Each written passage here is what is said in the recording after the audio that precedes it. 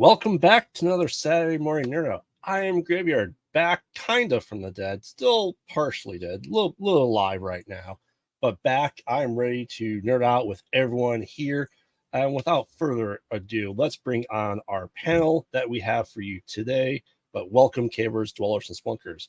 He is the goatee. He is the dungeon master. He is the bard to your mage.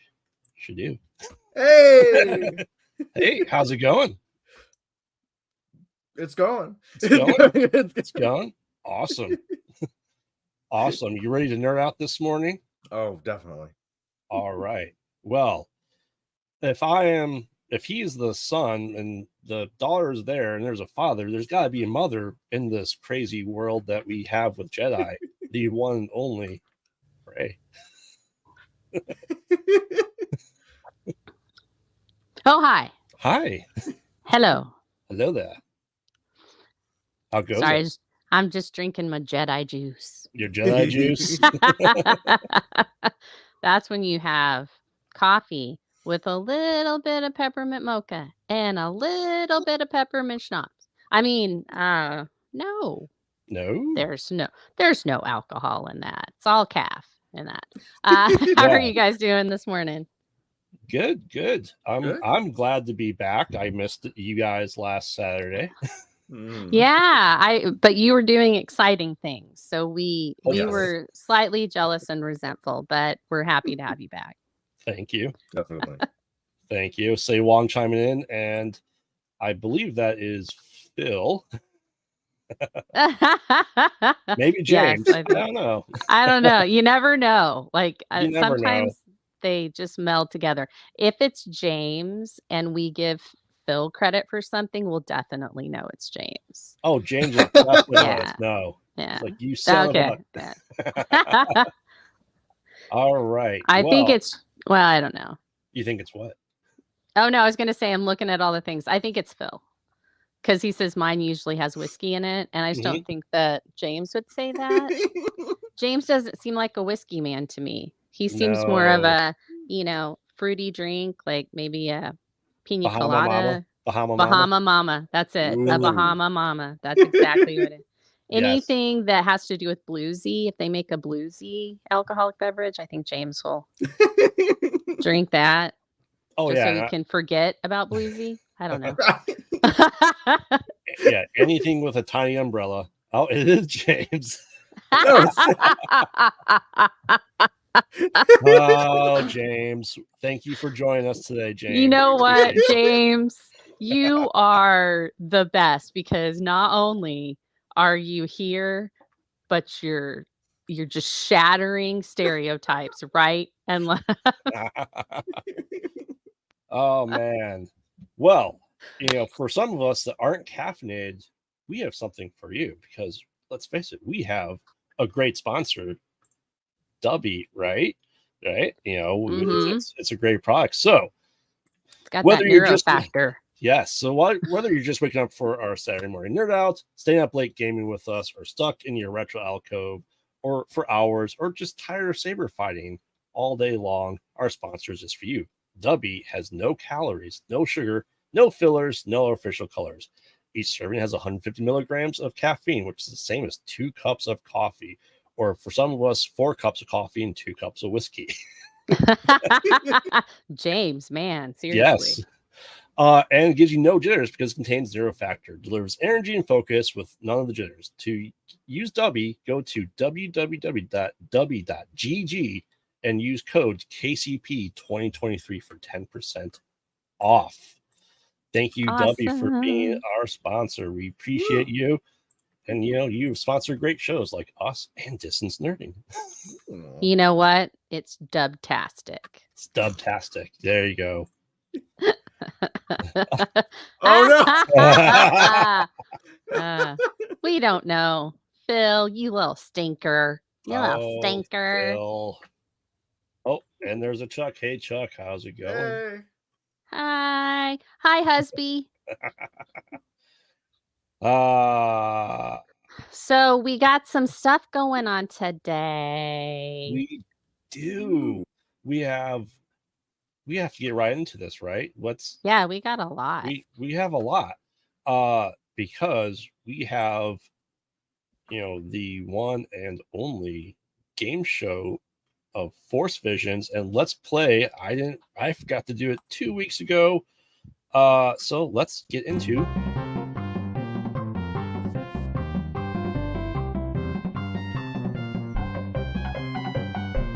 I love this. This is like This is great. This is like electronica cantina music.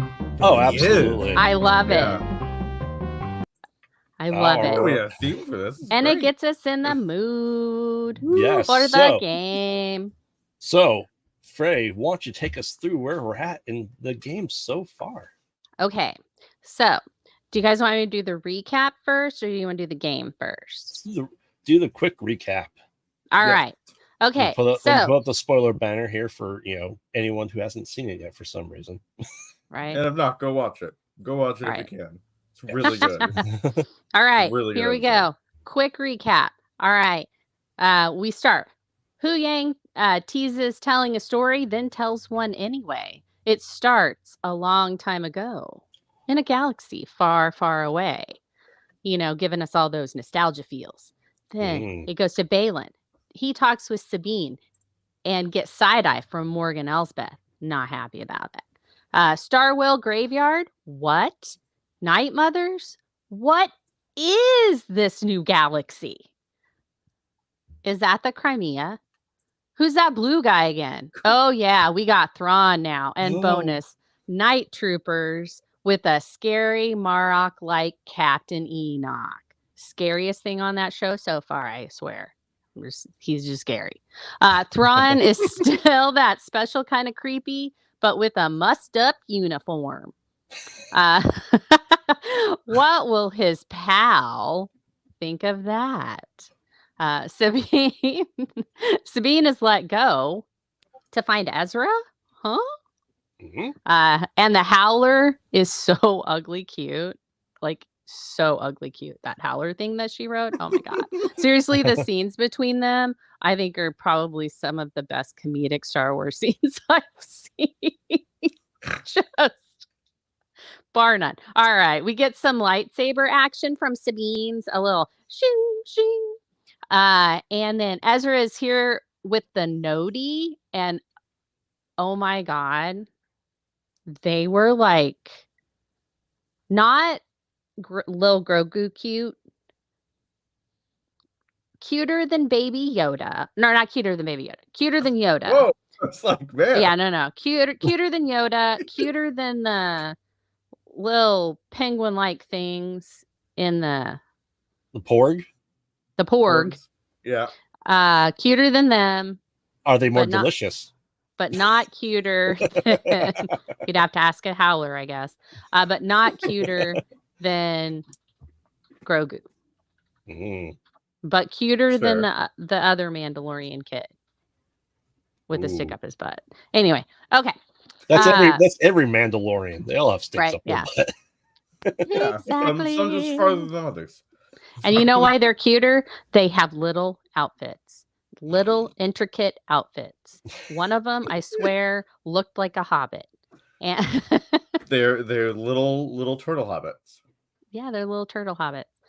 They're the Ewoks of this galaxy, apparently. No, I have no idea. All right, and Ezra has the jokes, just like he did before. So we got Ezra, we got the jokes. It's like he never left, except now he has facial hair. All right. Balin reveals to Shin more of his like reasoning for coming to Peridia, and then Thrawn and Morgan begin preparations to return to the Star Wars galaxy with or without the Force users, because we all know Thrawn's got a big hate on for Force users. And then Thrawn discovers that Ahsoka is coming, and he gets those Night Sisters on that plan to get her a surprise. So that's it. Snail people. We don't know that they're snails. We don't know. But you know what? I really appreciate porgs are the devil. No, no, they're not. All right, Chewie. They're just in their Darth phase. No, so I was gonna say that I can't even remember what I was gonna say. Oh no, I was really impressed with how they did the scale of the Chimera with the little, like the Night Sisters, because they were in the little red, but they were like little red dots. I was like, you know what? That tells you how big it is. They just showed you the scope of that, and then with all the gold and the it very like samurai Japanese looking, and I loved it. Bill go snagging. Awesome. Thank you for that recap. Wait, so I do have 2 questions. Yes. The first question is, who do you guys think was the standout of this episode? Balin, hands down. You think Balin? I think we got more character growth and depth than we were probably expecting from him, because let's face it, sometimes these shows just give us new characters and they go, and they're dead. Right. Yeah. Right. No, I like that. I it's hard anytime that he's on, like has scenes and is on screen, because he does take over. I mean, he really takes over. So yeah, it's hard. If he's in the episode, it's like, oh, Balin's a contender. And he just showed up. It's like that first scene with Sabine. He was just like, no, I'm in control here. I was just like, dude, I'm so sorry you had to die. So. Yes. Yeah. What do you think should do? Thrawn, I think. It's the first time we've properly seen him. He is exactly the same as he is in Rebels. Maybe a little bit more intimidating. It's that creepy voice. It's that creepy, smooth as silk. Right. And gonna stab you. Right, like how they do that stab where they just take the sword and they take it right down you and basically cuts your spine and stuff. It's like he's gonna do that and you're never gonna feel it.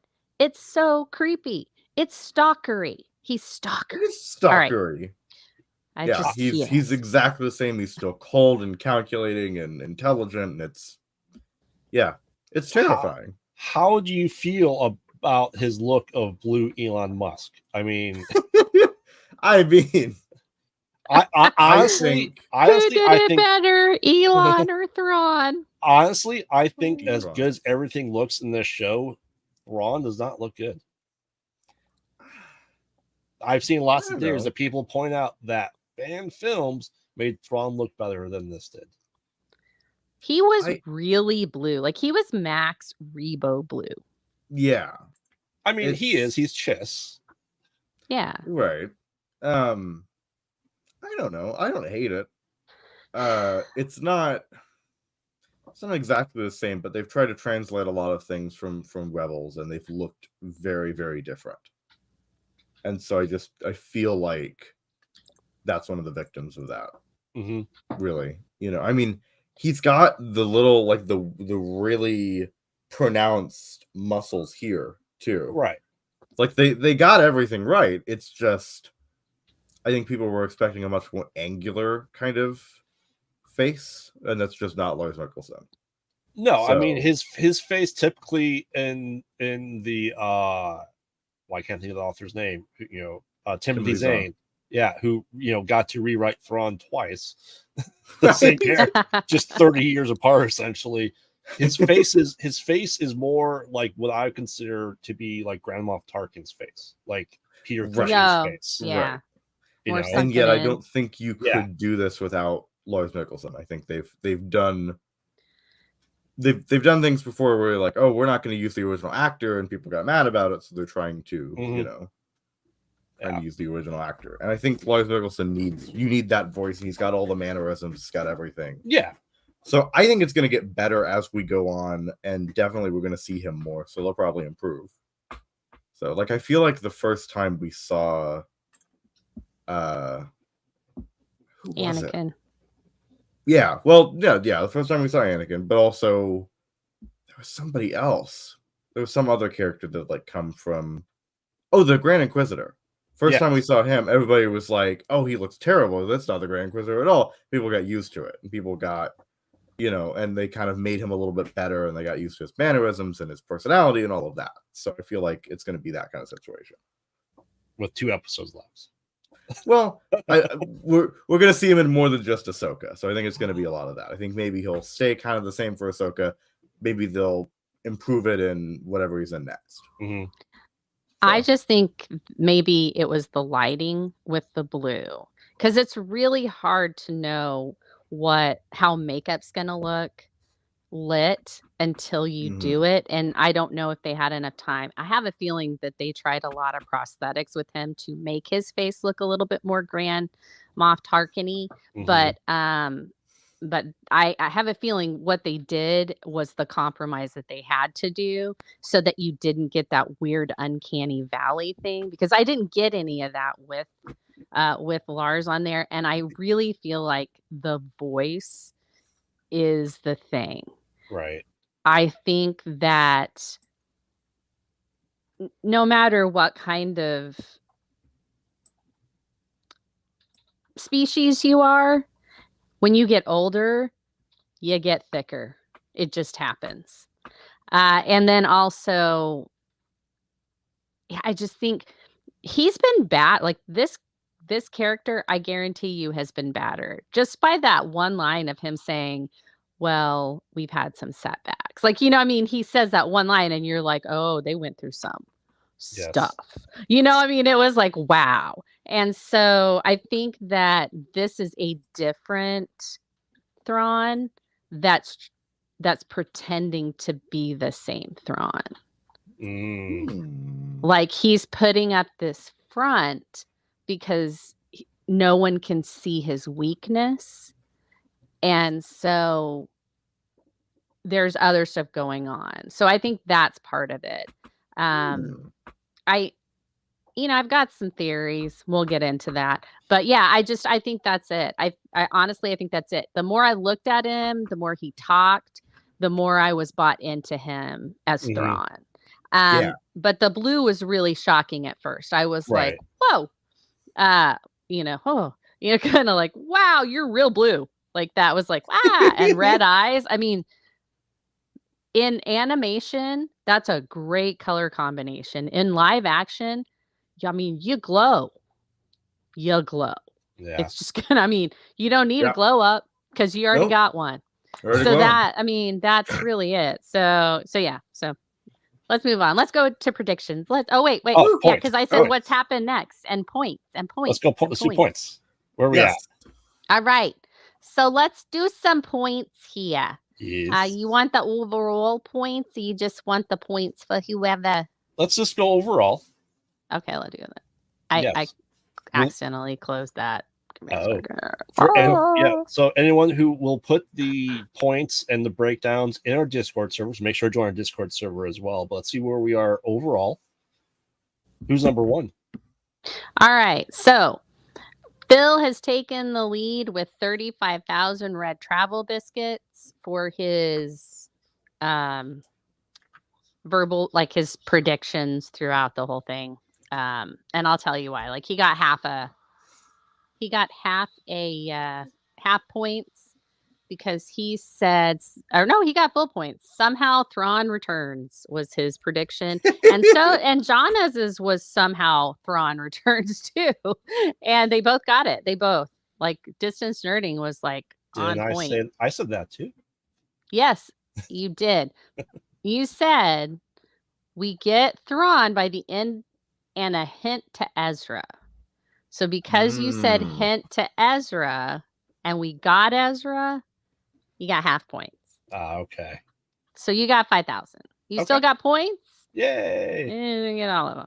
I got 5,000 as well because I said we focus on the new galaxy. And then I said Ahsoka makes it to Peridia before the Eye of Sion. And then I said, but first we get to know Shin. We did get to know Shin a little, but more about Baylan than anything. So, but then I said we focus on the new galaxy. We didn't even see anything in the other galaxy, really. So I felt like half points for that. And then Mezzo said Thrawn will appear and Ezra is in hiding. She got that right. And then she said Ahsoka and Sabine will find Ezra and they will escape, but Thrawn will follow. Well, I think she jumped the gun on that one a little. So we gave her 5,000. So as it stands, Phil is in the lead, followed closely by Mezzo because she's at 30,000. And then Graveyard is in third. Nice. With 25,000. And then we got Jamez and I are tied at 20,000. We've got Shadu at 15,000 and Captain Lady Moon is at 5,000. And I think that is fantastic because she hasn't seen a single scene. Yeah, it is very impressive. Yeah. She might just get a special prize just for being as close.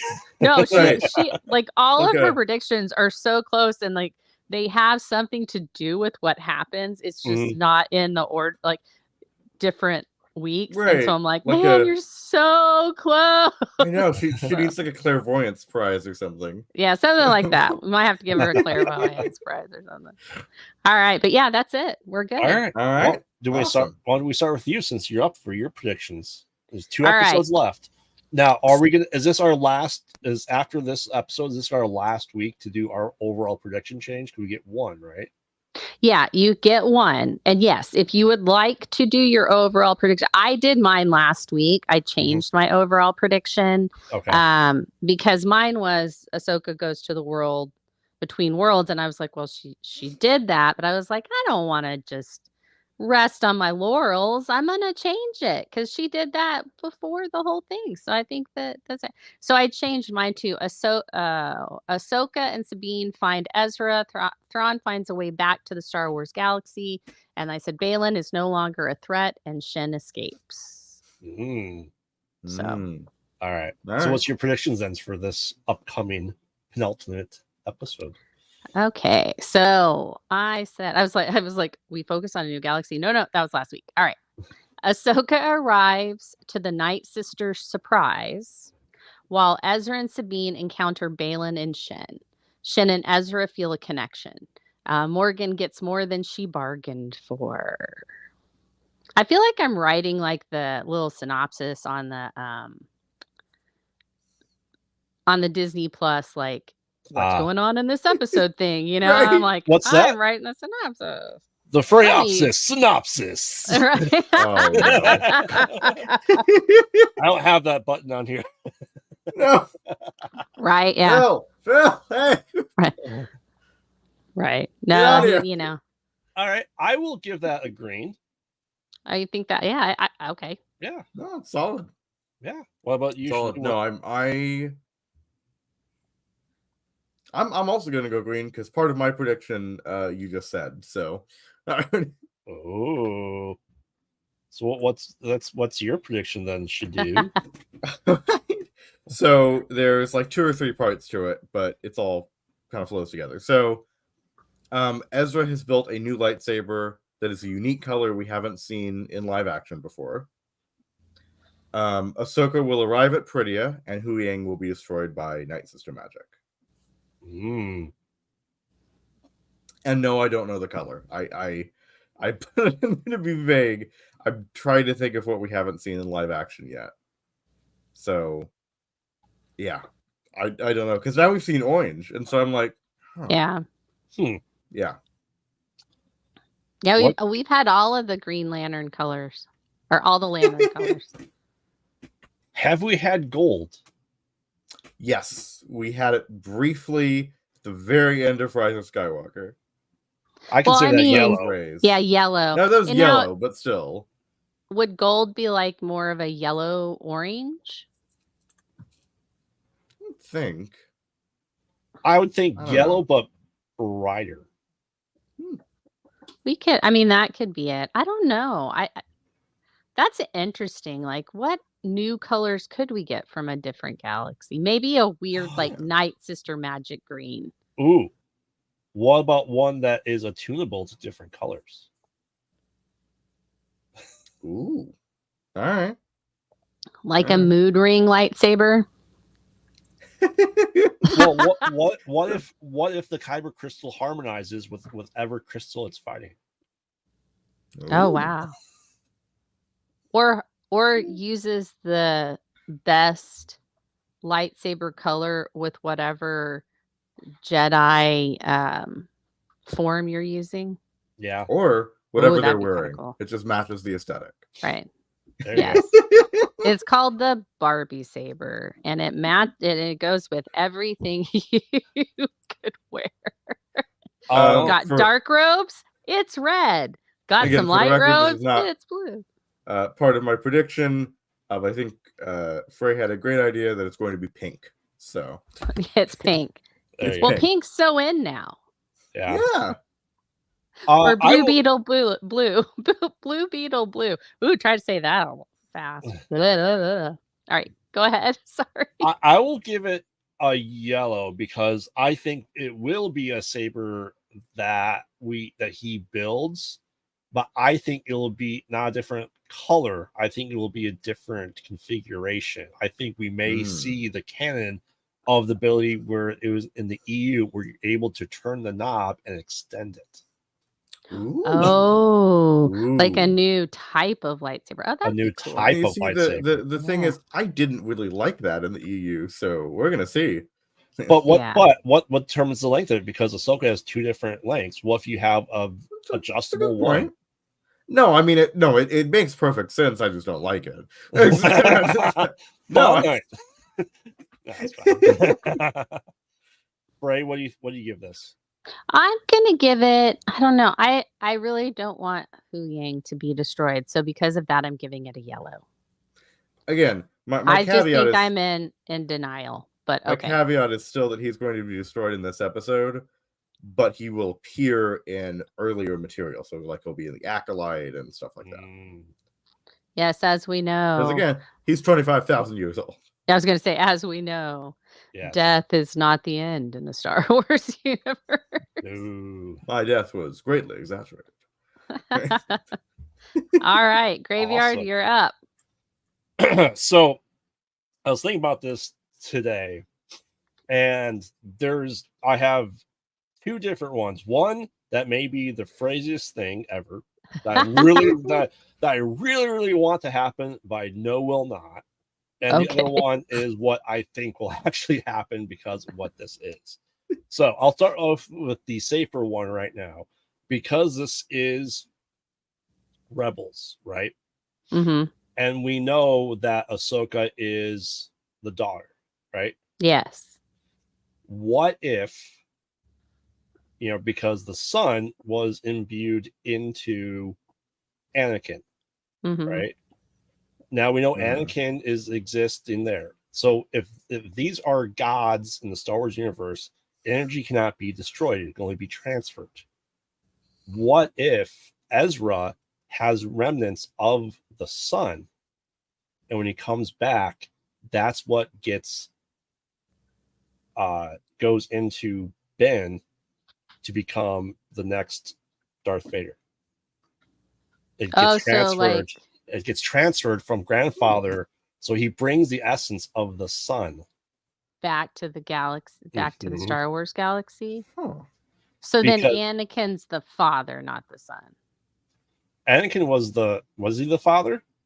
Yeah, he was supposed to take the father's place. Right, because he's the chosen one supposed to be in Mortis. balance. Yeah. Yeah.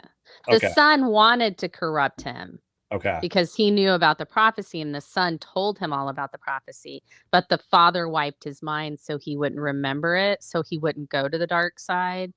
And then then after that happened, the son killed Ahsoka, and so Ahsoka had to be revived by the daughter, and that caused the daughter to cease to be in this realm.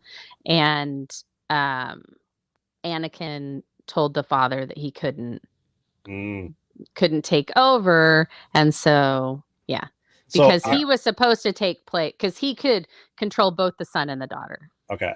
I think eventually Ezra is not going to be pure Jedi because of where he's been. He's going to have dark tendencies, as we've seen before, and he will then, something will happen because he's not going to be around forever, obviously, that somehow the essence of the son will go into, we'll get hints of it transferring, being brought back to the regular Star Wars galaxy.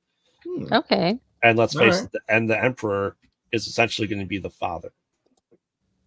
Okay, so it's like a, because if the Emperor in Episode 9, as much as we hate it, wants to be all Sith, you could say that it'd have to start with the father.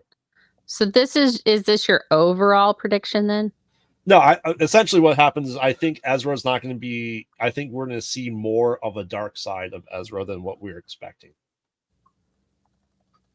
because he's going to be changed. He has to be changed. He's not going to. Yeah, we saw it in Rebels that he had dark side tendencies, but I think he's embraced it more than what people realize. Okay. So, all right. That's the overall prediction. But that's why I think it could potentially go. Now, for I want to get a crazy or crazy. Hold on. Thing. So, what do you think? Was the crazy one? That wasn't. So what? No, I'm saying Ezra's leaning more towards the dark side. Okay, gotcha. Right. So, what do you think? Let's get your red, yellow, or green on that. I'm gonna say green. That makes sense. I don't know about all of the other metaphysical stuff, but I definitely think he's gonna be a little bit darker. He's going to embrace that a little bit more. I think almost more in a Bendu way than in kind of like a Sith way or any. I mean, obviously not a Sith way, but in kind of more of a Bendu way, more of a Kanan way. Right. What do you think, Fray? Ezra has never been the traditional Jedi. Right. And so, and he didn't have a traditional teacher. So, I mean, I think that's accurate. So I don't know that we'll see. My theory as to where Ezra fits going forward is Luke. I think he's the replacement for Luke in Heir to the Empire. And I think that Shin is the replacement of Mara Jade. And so I think that Ezra's going to be the one that is like Thrawn's like nemesis almost. And they've set it up perfectly. And so I think that's where I think it's going. So I'm going into a different direction than you are. And so I think that's it. If they are going to go with he's been changed or corrupted because this planet was the original Night Sisters planet, then I could see dark tendencies there. But he's fought off Night Sisters before, and he's also fought off all the Inquisitors and Darth Maul. He could have been corrupted by Darth Maul, like the most charismatic corruptor of the freaking Star Wars galaxy that we never knew about. He basically was at some point. Yeah. You know? But I just basically was corrupted. I think because where he's been to survive, he had to go dark. No, I think to survive, I think he's done some things. Yes. That he's not willing to come to terms with yet. I don't know if that's being dark, because apparently part of being a Jedi is to hold on to some freaking guilt for years and years because Right, freaking right. Obi-Wan did, and Yoda's got guilt, and so does freaking Luke, and then Leia. And it's like, dude, you can be a Jedi and be guilt-free. So Look, okay, so You look, want to so hear? so now let's hear the other. I'm gonna say that's why I'm giving it yellow. I'm Okay. just giving it yellow just to let Okay. you know. But All right, so All right. you've heard me say this before, Oh no. and I here's I don't know if you guys think it's crazy, and then we'll move on. So do you think, I've seen lots of theories that this is maybe the origin planet of the Jedi. Do you think that we will get the Vong because of this? The Vong have living ships. Maybe they found a way to utilize Purrgil for their dimensional travel as their living ships. And because they are around the living planet, this is the unknown regions where they come from, that this is how we get it. Also, maybe Abeloth is the mother. I'm going EU. okay, Shadu, you're up. Again, it's shocking that I understood all of that, actually. Okay, so Lord, here we go. So I'm just going to assume most people probably know what you're talking about. Mm-hmm. Yes. So Swiss is spot on. Yes, I'm exactly thinking that they are around they are around the planet that is so full of force. They live there and find a way to separate themselves from it. I think this is the perfect planet to do it. Nice. Okay. All right. So I mean, and this is where you lost me, because I was right there until that Y thing was put in there, and I have no idea what that is. They're creatures that create bubbles that stop force from entering. It's an anti-force field, if you will. Oh my gosh. Yeah. No, oh my gosh. This is like a whole dark side thing then, isn't it? Oh, it is. Yeah. The anti-life equation. The whole thing with the bomb is, yeah. Yes. Is they're outside of the force kind of thing. Mm-hmm. Or they've cut themselves off so well that they're able to be completely immune to it. That's why they were so dangerous. So what do you think? Do you think this is a way to bring them into the world? So here's the thing. Part of my overall prediction became, I think, last time that we would see the Grisk. And I think that the Grisk are the canonical Vong. So I don't know about all the Abeloth stuff. I know what you're going for. And I had a thought about that. Like when we saw the big Purrgil graveyard, I was like, oh shit, are we gonna see like, Abeloth? No. I do. Yeah, I like the Vong idea. I really do. I'm still gonna give it a yellow. But I like it. It makes sense. It'd be a hell of a deep cut, but this is a whole like kind of weird adaptation of Heir to the Empire. So sure. What other way can we get the Vong if not already in the unknown regions? No, I like it. I think the Vong may chase them out of this galaxy then, in a way, and explain why the Dathomiri have not been here the whole time. They actually escaped to the Star Wars galaxy. What do you think, Fray? Is it? You know what? I think we need somebody new. I think we need somebody new to halt or delay the First Order from making their planet killer so that it happens in time for the sequels. And I know you don't like the sequels, so we'll just skirt around that a little. And that's why they'll introduce this so that the Empire factions and the Republic factions have to team up to take care of them. And that's what splits Leia and her group from the Republic, because they're teaming with the Empire to get a foe that's actually stronger than both. I could see that. It's it's a good story or plot point to get us to where we need to be through episode 9, and then we can start with Ray's school and we'll know what happens. I mean, I could absolutely see that happening. So yeah, I mean, Let's I'm gonna give it a justify green. the bad parts here. Yeah. Well, Yeah. that's Filoni's. That's what he's been doing since he started with George was, okay, let's make everybody love the prequels. Okay, I did that. Now what do I need? Oh, now I got to make sure everybody loves the sequels, or at least can stand them enough so that we can make more movies along that line. And, so you can I really see think the that. solution here is just make good movies. Well, yeah. But, Yeah. But we have to also try to figure out how we can highlight the good parts of what came before and make them make sense with other stuff. And the easiest way to do that is to tell these stories in between.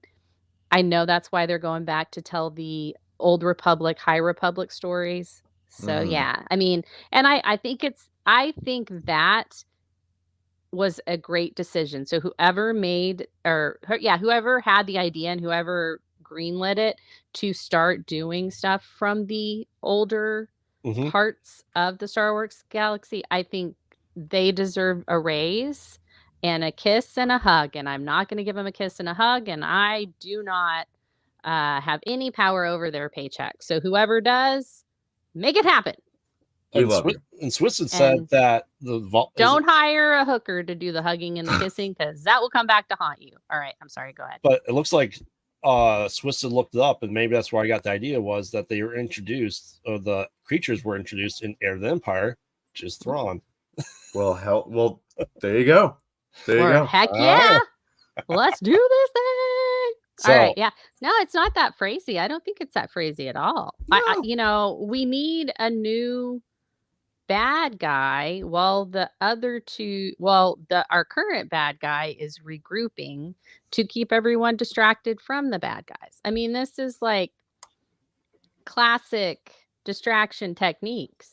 Oh yeah. I do almost think that they might still kind of follow the sequence of the EU in a way.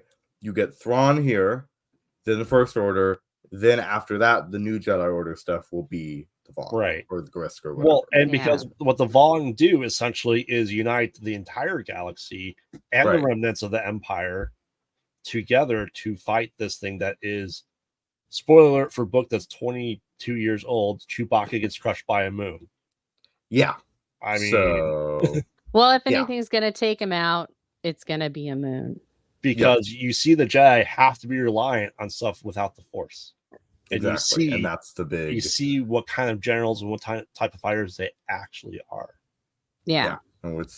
Which also makes sense because Sabine is so focused on her weapons that, if she survives this Ahsoka stuff, which I think she will. She will. There's got to be... The way that it is there's 3, right? You always have 3. And they did that with Mandalorian this season too. You had Bo, you had Mando, you had Grogu. I mean, that was it. And the Armorer was kind of the 4th one. She was like the Obi-Wan from A New Hope. It's that kind of thing. So she just happened to survive because she knows how to build weapons and apparently swing that freaking axe. Anyway, and but I just think there's always 3, and I think that's going to be Ahsoka, Sabine, and Ezra. So. All right, let's go. Let's move on to beings that are damn near impossible to kill.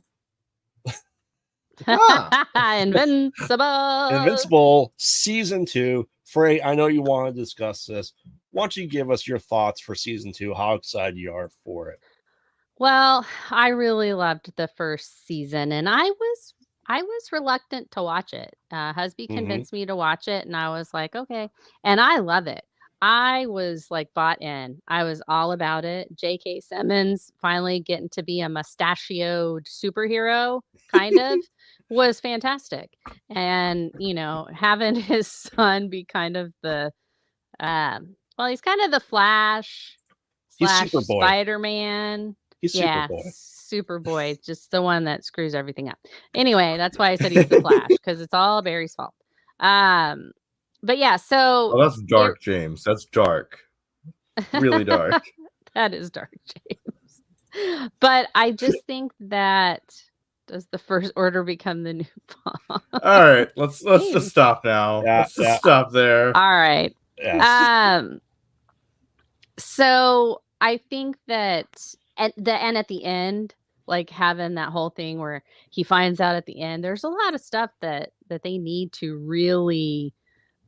They're gonna have a lot to really go through when this comes back, because it's like, okay, I just saw my dad just basically try to beat me to a pulp.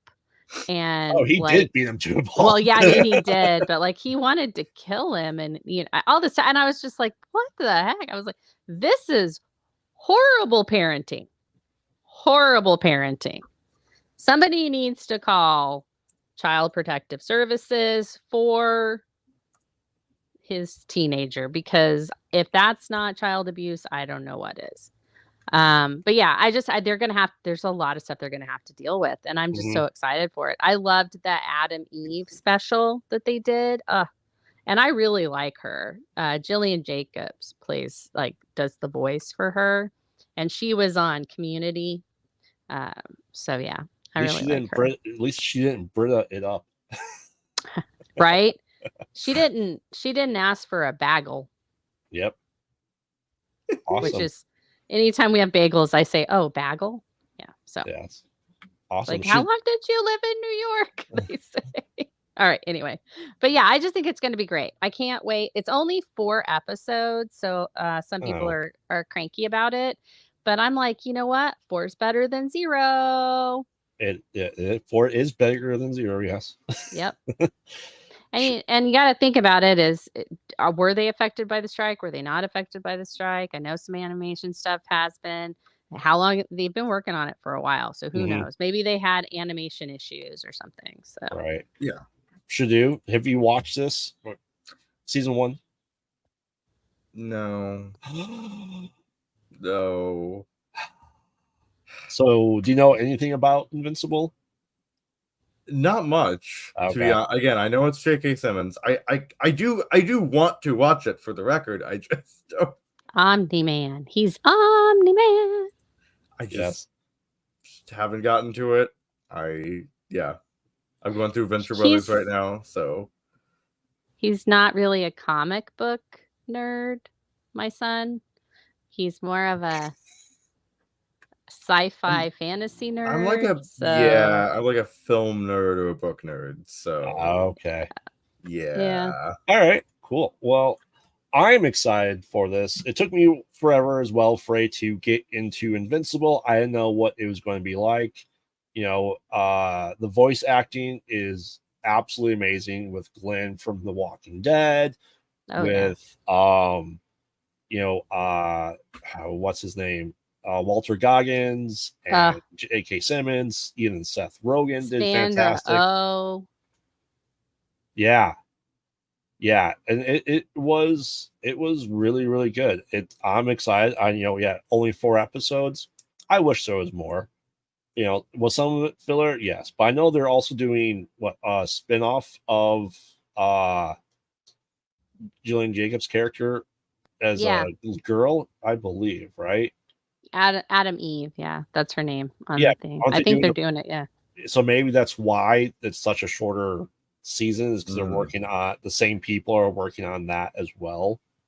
It's just the first part of the second season is what they're saying. Oh, okay. But they don't have a time frame of when the second part's going to come out. So yeah, it could be a couple of. It could be several things. We don't know what's going on there. Yeah. So no, I'm excited. I will watch it. We should do a little just breakdown when the show's out. We watch the first 4 episodes, just a little recap for the show. I think not enough for a game, because it's so crazy. It's hard to predict anything in that show. No, you guys want to give me a nervous breakdown, make me do a game for that show. Yes. Because I would prefer not to. Yeah. So, all right. Well, speaking of Omni-Man, let's talk Mortal Kombat 1. because he's coming to Mortal Kombat 1. Oh yeah, that's right. Him and who else? Homelander. This. Oh, look at that! I'll do a quick little recap of it so far as I've been playing it because I've been really sick this week. I will say it's not as smooth as previous Mortal Kombat games. The gameplay, the mechanics, the controls are very clunky at best. I just got done playing all of Street Fighter 6 and 100%ing everything on that, and that was much, much smoother. Now, the story, for anyone who doesn't know, this is essentially a reset Mortal Kombat universe where Liu Kang becomes the Elder God instead of Raiden. So now Liu Kang is like the eldest god, where he recreated the entire universe, and things are continuing to play off the same way, but the characters are now different. Sub-Zero and Scorpion are together. They're on the side of good for right now, while we have new villains taking over the side of the bad. And the story mode, the one thing that peeves me off about it is you can't do fatalities in story mode. That's silly. No fatalities. So if you want to do fatalities, you have to do the regular Mortal Kombat. You just go through and fight people. Story is interesting to say the least. It's just, like I said, recapping what if Liu Kang wasn't there to be the champion?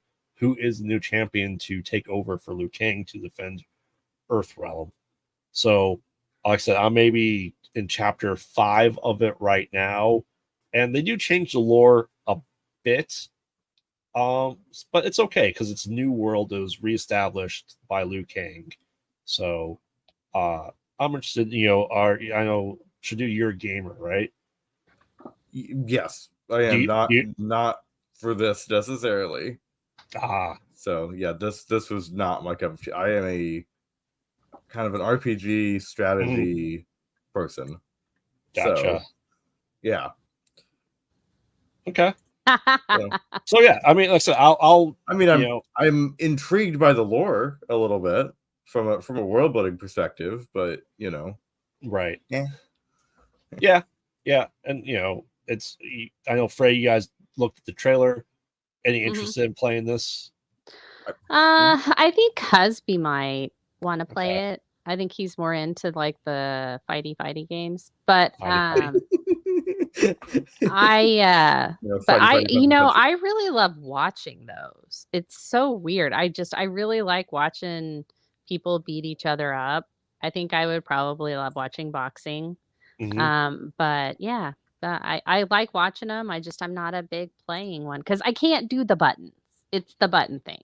So I can't do the combos, and I get frustrated, and then suddenly I'm throwing the controller across the room, and that costs money, and so we just don't let me play anymore. So right, and so. But the cutscenes on these and the graphics and all that are always really good, and I really enjoy them.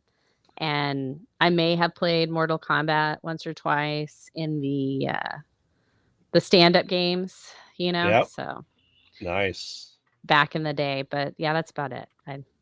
Okay, that's fair. I knew this was gonna be a short one, so let's go and we'll just have a roundtable discussion of Jackbox Party 10. Now, this is something we have played on our channel, not number 10, but Jackbox Party many times. I want to know what you guys think. Will you guys participate in a Jackbox Party 10 on this channel live? Oh yeah, yeah, definitely. I loved it when we did it. I was gonna say he didn't do it even, so but yeah, I'm familiar with it though. So yeah, that was fun. I loved it when we were all dead because that was fun. I've been at many an event when this has occurred. So yeah, no, I'm very much in. I'm excited for it. I think it'll be interesting. Oh yeah, I'm excited because it's a great party game. We've done it on when Kyber Cave After Dark was at a lull that we just do gaming instead. Only one of us needs to get this, so we'll see. Metzo and I will probably get it. We'll probably do it maybe off of her Twitch and stream to multiple channels at the same time. We shall see. That'd be cool. But let us know in the comments below if this is something you guys want to see us play live, and even have audience participation and codes where you guys can play against us as well, because I believe we can have 6 live people and up to 10 external audience participation, where I'm excited. New games, it's always fun because, well, it will not be a family-friendly stream when we do it, because this game is not family-friendly. We can make it family-friendly, but where's the fun in that? Exactly. Yeah, you don't want, if it's scary, I'll scream, but I can't not curse. Right. That's the case. Yeah. So yeah, we need to say it's not going to be family friendly just because of me. So that's right. Otherwise, there'd be a lot of bleeps. Yes. So description. I'd be looking like R2D2 up in this thing. So. Yes, we will do it that way as well. Phil, you guys are welcome to join James and Phil when we do this. Absolutely. When we're doing it, guys. But yeah, the description and intro to the game is in the description below. So make sure to check this out and make sure to like, comment, subscribe, and let us know if you want to see this do this, and do a weekly or bi-weekly party game with Kyber Cave and Distance 30. So that would be fun. That'd be really fun. Oh, I think so. Absolutely. All right. Awesome. So with Mezzo being out today and next week, she was very kind enough to record a very special clip for us. Let's go ahead and talk to me, review with and Mezzo. Then 3 seconds after, it's going to. We'll let Mezzo. What? I said 3 seconds after we finish watching, it's going to explode. It's weird. Yes. I was gonna say that we're gonna let Mezzo talk to you about Talk to Me.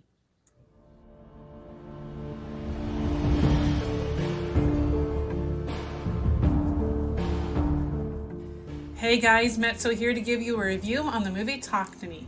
Now, if you're looking for something kind of creepy and disturbing, this movie is definitely a good one. It has some great artistic direction and choices when it comes to makeup and effects and how they present things. But I left the movie feeling kind of icky. Now, I know this is probably a different kind of disturbing for a lot of people. In the movie, 2 people, a girl, her little brother, and the girl's boyfriend go to this party, and they think it's fake, right? There's this hand, just like here on, and it stands on a little stand that they have it on. And when you hold it and say, "Talk to me," you speak to a spirit, you see it. And you have to say, "I let you in," and then the spirit will possess the person holding the hand. And then everybody else gets to talk to them. Now, for the longest time, people thought it was fake. They're watching, they hadn't tried it then themselves, and they're like, "Oh, it's fake, it's fake." And then the main characters try it. The problem I had with the movie had nothing to do with necessarily the storyline, nothing to do with the graphics or the artistic choice of makeup or anything like that. It had to do with the fact that when the characters used the hand and they came back after using it, like they took it off and they were back to normal, they felt a high from doing the spirit possession. And there was a whole montage in the movie of all the characters that you see in the party doing it over and over and over again. And they do really awful, embarrassing stuff when they're as a spirit, but it doesn't seem to bother them enough to stop, so they keep doing it. And they just, you can tell it's like an addiction. And that's the problem I had with it, is it felt like they were doing drugs. It felt like the only reason they were doing it. I wanted to know more about the spirits that were possessing them and stuff. It felt kind of icky watching it because of the whole aspect of them feeling like they were just doing it because of the high part. Like they're like, "Oh, that felt amazing, let's do it again," And so I didn't enjoy the movie because of that perception of it. I'm not going to give any other spoilers other than that. If you're not easily as bothered by such a thing, then you might enjoy it more than I did. Score, if I gave it a score out of 10 Freddy Kruegers, I'd probably give it a 6. So it wasn't great, it wasn't terrible. It just kind of left a weird feeling in it's weird taste in my mouth at the end of it. And that is my review of it. I'd say go see it. See how you feel about it. But if that's something that you're not wishing to, view and possibly perceive something as, or you're sensitive to it, maybe save yourself from this one. All right, guys, have a good day. See you when I get back. Bye. Cool. Thank you, Mezzo, for Thank that. you. All right. Have you guys seen Talk to Me? No. Why would we No. see that? I really think the not to discount Metz's thing or whatever, but I really think the problem is that there's no commentary on it either. Too, I think that's probably part of the problem. So there's not commentary. Like, that's not the point. So yeah, right. Like, I feel like you could make something horror that has those kind of themes, and yet you can make commentary on it. Mm-hmm. Like, it starts, the spirit starts corrupting them or something. Yeah. And that you could make commentary on it, and it'd be probably fairly effective. It's just, yeah. So it's almost like it's glorifying it in a way. So yeah. I don't think we should ever glorify possession. that seems like a bad idea. Well, I know, Fray, you are a horror hound by secret. I mean, is this something you're going to see? On the DL. I'm a horror fan on the DL. No, I don't know. Is this the one where it's got like her? Or no, that's Evil Dead 2, isn't it? Where it's got her with the holding the kid and she's all smiling, real creepy, and looks dead. That's Evil Dead Rise, right? That's the poster for Evil Dead Rise. Yes. Okay. All right. Okay. All right. Yes. Yeah. But is Talk to Me? Talk to Me sounds like this is something that this is a remake. Like this was something before. Or was there another horror movie called Talk to Me? There's quite a few titled that. No, this is an Australian horror movie where essentially it is a dead medium's hand that's been plastered, and you hold on to it, and then you essentially create a self seance by creating the circle with your hand. And then you say, I have to let you in, and then they time it where you can only hold on for so long. So it has like a flatliners element to it as well. It's like flatliners timeline possession, where people try to go longer to see how much longer they can be possessed. So, and if you do it for too long, I assume you just die. Okay, so how is this different from when Ryan and Shane go to supposedly haunted places? I don't need subtitles for them. Okay. It's very, very Australian. Very Australian. Let me what? That makes me want to see it. It's so Australian. Oh, I got a hand on the barbie. Yeah, I was looking for something like, oh man. So I'll just. I like the concept though. I do like that the concept. Concept's cool. Yeah, it's like the monkey's paw on Adderall or something. Which is apparently what everyone else is on too. So Yes. Yeah, I mean, that's what it seems like. Yeah. Like oh, instead of wishes, it's like, oh, you gotta hold on, you gotta hold on, you gotta hold on. No, you lose.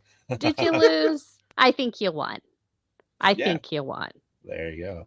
If you make it out alive, it's like the Dunes with the where you put the hand in the thing, the dominatrix.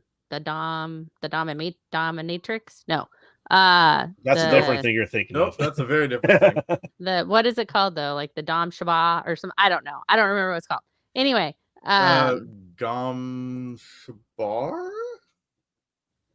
Maybe I don't know. It's the thing from Dune. It's the thing from Dune. From the first chapter of Dune, where he yeah. puts his hand in the thing and it's pain. Put your hand in the box and don't take it out or you die. Exactly. Right. Yeah. Yeah. Yep. That's it. Yeah. All right. Tell us. Oh, mighty graveyard. Tell us your story. Now, clearly, as Metzel pointed out, if you're more depraved than she is, you have no issues with this movie. No, I mean, yes, were they getting a high or exhilaration by being possessed? Yes, they were. like I said, I compare it a lot to Flatliners, where if for anyone who hasn't seen Flatliners, they get the high of being dead and then having visions, and they get to see in film and go on TikTok, social media, of what it looks like when they're being possessed. It's almost like being hypnotized, though. Oh wait, so you're talking about the remake Of Flatliners? well, the original Flatliners is that way too. I don't talk about the remake. I was like, well, no, because the original Flatliners there wasn't TikTok. Well, right. I'm just saying it's like Flatliners, but if it had social media. Oh, okay. Never mind. I am on board now. Please continue. I apologize for interrupting your cheat. No problem. So, and essentially, yes, they are doing it. And what happens when you hold on for too long is and you don't. What happens if you do a seance for too long and you don't end the seance? You let the ghost get to you outside the seance. So if you don't finish the ritual, if you don't blow out the candle, if you just break the circle and not complete it, you start to see visions of things and ghosts outside of holding onto the hand. So that's essentially what happens in the movie. But it becomes very generic and very predictable, I feel, by the end of it. I'm not going to spoil the ending, but if you've seen any generic possession thing, you kind of know what's going to happen. Yeah, I mean, it goes back like even further back than Ouija. You remember the movie Ouija? Mike Flanagan did the like back in the day with all the soap stars. Yeah. So no, I mean, if you like Australian horror, if you like ghost stories, and you like to not understand people very well, Talk to Me is a great movie for it. So it doesn't speak to you unless it's in subtitle. Correct. I mean, it's possession stuff, and it's not demonic, and it's ghostly, and for someone who doesn't believe in most of that stuff, it doesn't scare me in the slightest. Because let's face it, I would hold on to the hand and try it, hands down. Oh yeah. Oh yeah. Totally. Hands down, easily do it. Yeah, Hands I mean, down. Buffy taught us don't read Latin if you don't understand it, because you will summon demons. But she didn't really tell us what to do if that happened. If you need me, just have to call I'm a here. Slayer. So. Oh yeah. And I would definitely do a Josh Gates as in Destination Truth explanation unknown. When you are going to a different country and say, hey, if you don't drink this warm blood from a cow's neck, you will die. I'm like, I'll do it just in case too, though. Yeah, just in case. You never Maybe know. take a Tums first. Well, I'm just saying, if you don't honor their traditions, they might be the ones to kill you. Right, Yeah, that's right. true. Yeah. I'm less scared of the spirits and more scared of the people. Yeah, exactly. I mean, to put it into like the smallest terms that we can, let's say quantum terms. When someone says drink the ooze, you drink the ooze. Drink the ooze. Drink the ooze. Drink the ooze. All right. Well, there are no new ideas. No, there's not. I mean, speaking of people that don't seem to age, let's get into Graveyard's Digs. Hey! And we are discussing Eureka. We found it. What? Yes. Woo! All right. Donner Party. What? No. What? Wrong thing. Yes. So Eureka, have you guys seen the show? I mean, I have seen every magnificent episode and the TV movies they did. So, for a shameless plug here, if you wanted to vote for Eureka, go to the bill on Thursdays at Distance Learning, where we are voting on the best sci-fi shows right now. But only if it's not up against Firefly. Exactly. Or what's the other one? Firefly, or I mean, it can take Stranger Things down. Oh yeah. And it can take down. Oh, what's that other one? Buffy. I don't. No, anyway. It can't take down Buffy. I expect Buffy and Angel to be the top two. In sci-fi, I don't think so. They're gonna duke it out. They're not sci-fi. Why are they on the lists? I don't know. I don't know who made them. They're not scary.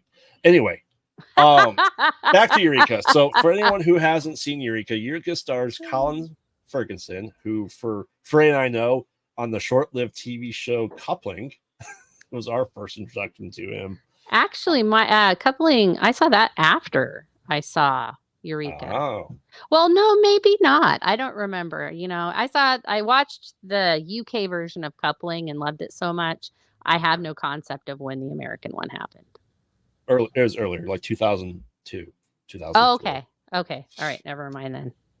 So essentially, Eureka is your quintessential sci-fi show, but it is a town full of geniuses that get into shenanery every week that, Sheriff Jack Carter has to fix. Now, he isn't the brightest of the bunch. He is your Andy Griffith cop to the small town in Eureka, which is, home to the most brilliant minds who can't seem to figure out if they drop their pencil, why they couldn't pick up the pencil. And Jack's like, hey, pick up the pencil. Why didn't we think of that? We were going to use some magnetron to pick it up instead. So it's nice because while it doesn't have a monster of the week, as a lot of sci-fi tend to do, because it's not in the paranormal aspect of it, it's pure sci-fi. So you have scientists creating doomsday devices every single week. And Jack's like, hey, why don't we just undo the screw? Like, oh, great. We should have thought of that. Yeah, I got it. We need someone to manually undo the screw. We're all too important here. So here's the screwdriver. You may get hit in the head a few times while unscrewing the screws. Like, oh, geez. Yeah. But he is a lovable character. He really, really is. You feel for him, and he goes, oh, my IQ is 112. I got 112 on my IQ test. I scored over 100% on the test. Can you believe it? So it is a short-lived show. I mean, five seasons, is there. And anyone who knows their sci-fi will recognize almost every single character actor that does appear in the show. Everyone from Stargate SG-1 to X-Files to even Felicia Day appear in Eureka, and Will Wheaton also appeared.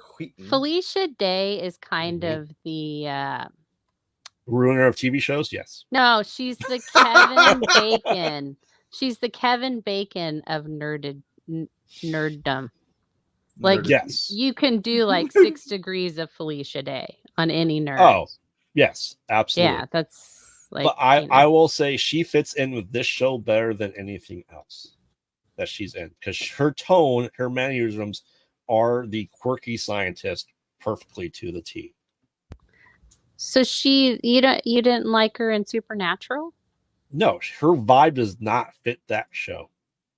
I liked it. I thought it was kind of refreshing. But anyway, so yeah, if you enjoy sci-fi at its finest, if you want to see smart people getting schooled by the dumbest person in town, that is your show. I said the first couple of seasons, they seem to kill off multiple people episode, which is amazing for a town of like 2,000 people, that so many people die in this small town. Well, we've lost 50% of the population. Right. So, and unfortunately, it was impacted partially in the writer's strike in 2008, where they cut down their episodes, and it was canceled. And they said they had a whole other season of 12 episodes. They go, oh no, you only get 6. So they had to quickly wrap up the show, and they even make fun of it in the show because they're moving. I thought we had 12 more weeks. No, it's 6 now. Oh well. Well, who decided that stupid idea? Yeah, just poking fun at sci-fi. They didn't have any leverage at that point. Sci-fi didn't. Correct. Right. Yeah. So it is a good watch for anyone who enjoys good sci-fi without any paranormal, without any supernatural elements, of just pure science, and it's really great to watch. Fray, I know anything to add to that on my dig for my nerd out this week? No, I think that you did a really good job. I Thank you. really loved it. I thought I loved it from the beginning. Like, I thought it was Oh, such a yeah. quirky show.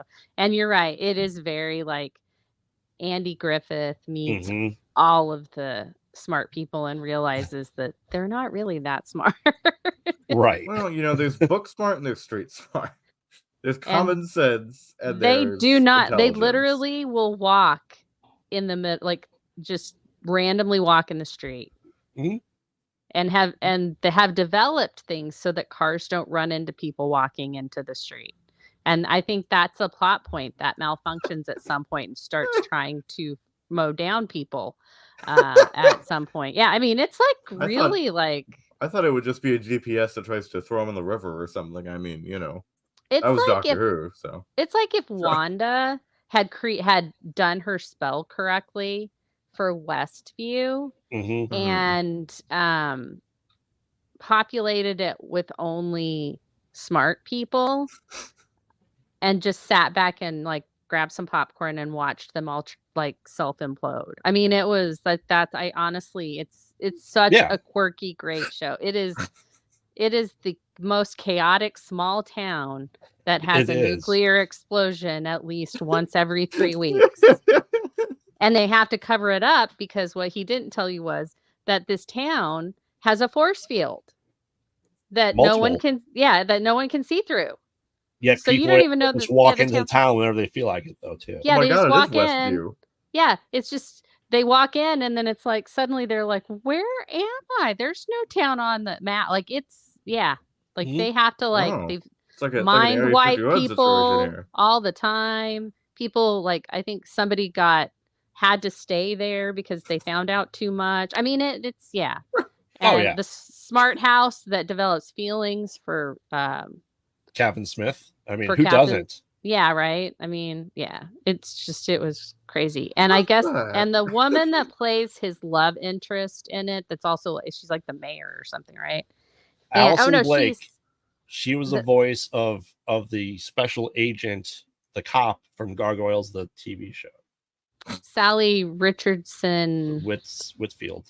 Whitfield. She also, you'll love this. Actually, you won't. Neither one of you will know what this is. She also helped co-create the Gilded Age, which is about the robber barons of America. Yes, like I said. In the Downton Abbey genre. Hashtag capitalism. Yeah.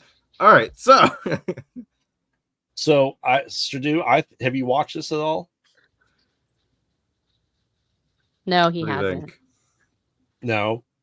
Do you see? Want This to now? This is what happens. This is why I can't do this because it's either you or Chuck or somebody getting on to me for not watching anything. Look, we're trying to get him up to snuff, but yeah, there's just so much good stuff. Venture Brothers right now. I'll get to it at some point. We'll make a Shadoo's list. Yeah. Yes. I have an extensive list on my phone of movies and shows and all of it. So I just need to start getting through it. Yes. Like I said, I just been the wife's like, hey, let's watch something that we watch together. And we just started like 3 weeks ago, started rewatching Eureka, and we're like 2 episodes away from finishing it again. We watched it when it started. I love the show. It's a great rewatch. If you want to see Bias Galter from Battlestar Galactica be on there, he's on there. Daniel Jackson's on there. Cyborg's dad, Joe Morton's in there. Yeah, Joe Morton was so good in that show. Oh, absolutely. I don't think they used him enough though. No. But when they did, like they used the heck out of him. He was just so great in that show. Yeah. Even cameo appearances by Stan Lee. Mm-hmm. Nice. As Generalissimo. Yeah, there's so many just weird things that happen. Just random weird things, and everybody just treats it like it's a normal day. It's just crazy. Oh yeah. You have everything you need in it. You have your time travel, you have your bottle episode, you have your Groundhog Day episode. It's all there, all cliches of sci-fi, but done with all technology. Beautiful. Beautiful. All right. Well, we're about this time. Thank you, all our cavers, dwellers, and splendors for joining us as always. But let's get into our pluggables. Fray. Woo. Hi, everybody. I am Fray, and I have been here with you this hour. I'm here every Saturday on the Saturday Morning Nerd Out. Sometimes I host, not as well as the beard, but I do host occasionally. You can find me here on Saturdays. You can find me Tuesdays on Distance Nerding's Download, where we give you news and try to nerd together. Sometimes it works, sometimes it doesn't. You know, it's a thing. I also have my own channel called Fray Girl. Hold on a second. I'm getting ready to cough, and I'm trying not to. Give me a second. Sorry about that. And Shadu and I have a couple of shows out right now on my channel called Classified, where we take your favorite fandoms, let's say The Bad Batch or Loki, and we classify those into Dungeons and Dragons classes. So that's your paladins, your clerics, your wizards, sorcerers, that kind of fun stuff. And then we also have the supplemental series called Journals of the Classes that actually explain all of the classes that we're talking about and all of their subclasses, because we also talk about those as well. So yeah, and we just premiered one called The Bard. What's the name of it? It's a Bardy World. In a Bardy World. In a Bardy World. That's it. In a Bardy World. And yeah, so that premiered yesterday. So if you guys want to check it out, just check out mine. And yeah, you can find me pretty much anywhere on social media at Fray Girl or Fray Comics. I am both of those. And yeah. Awesome. Thank you, Fray. Oh, wait. I forgot the Patreon. I do Fray About Town on Patreon for Kyber Cave Productions. You can subscribe to our Patreon for as little as $1 a month. And you'll see me do weird, funny things. I think there's a roller derby one up there, and sometimes Shadu is up there and up with me. Right. But yeah, it's just me kind of going around town and being weird. All right, that's all I have. All right, thank you. I promise. That's it. Shadu. Well, you took away half my pluggables, the classified stuff. All right. I am SHG Studios here on YouTube and Instagram. I do short films, music, and other nerdy stuff. As Fray explained, I'm also on her channel with all of those series. I'm also in the Kyber Cave sphere. I'm on the for Saturday Morning Nerd Out. I'm there pretty much every week. Depends. Sometimes I'm not. Sometimes I am. I'm also in the Distance Learning sphere. I'm on the Download on Tuesdays and the Build on Thursdays. So awesome. Thank you very much. I'm Graveyard, co-host of the Mostly Pod Out at Night Mostly podcast. You can find that anywhere you get your podcasts for archival episodes. Anything new on ComicConRadio.com. New episodes released every Wednesday when they read my emails and upload them when I ask them to. On top of that, you can follow me and Salem on all social media at Pod Out at Night. Make sure to check out our YouTube channel, Pod Out at Night. We're starting October 4th. We have a brand new show called Conversations in the Void starting, where I interview people in the horror world community and everything and nerd out on everything horror that we possibly can. So make sure to check that out. That'll be Wednesdays at 9 p.m. Central Time. So that's everyone's on screen's time frame, 7 p.m. Pacific Time. So check that out. You can find me here at Kyber Cave 2 or 3 days a week doing Retro Alcove, Saturday Morning Nerd Out when I'm not busy doing other things right now. Yeah, they can find me being an admin at Phil's Gaming on Distance Learning on Mondays. You can find me in our Discord for both Distance Learning and Kyber Cave Productions. And to help support us, as Fray said, you can join our Patreon just for as little as $1 a month. You can help support us and enter to win free swag every quarter from Kyber Cave Productions. Also, if you want to get merch like Beard in the Chair, go to kcpmerch.com. Get yourself a shirt for your favorite shows. We have blankets, we have mugs, we have pint glasses, we have notebooks, everything for you. KCPmerch.com. So, and all that costs money for the most part, but for something that's free and easy to do, to make sure to like, comment, and subscribe. The more subscribers we get, every 100 subscribers we have on this channel, we give away a free lightsaber, and it costs you absolutely nothing. So make sure to spread the word and like it. Let us know how you enjoy the video. Comment if you want to see new shows or other things you want to see us do on this channel. It helps us grow this channel and give you content that you guys want. We appreciate doing all of this all the time for you guys. I have a blast. And quick shameless pluggable, as you can see, check out my real name. I won't say it on live, but if you look at Split Screen on IMDb coming this winter, I have cameo in that movie from our friends of the channel, Josh Brucker and Dylan Brown. So make sure to check that out when it comes out, and I'll be posting more about it when it happens. And stay tuned for more from me in the horror world on TV and movies. So on behalf of everyone here, thank you, cavers, dwellers, and splunkers, for joining us for another Nerd Out. We appreciate you, and we'll see you tomorrow night for Saber Rattle. Have a good night. Bye. Bye, everybody.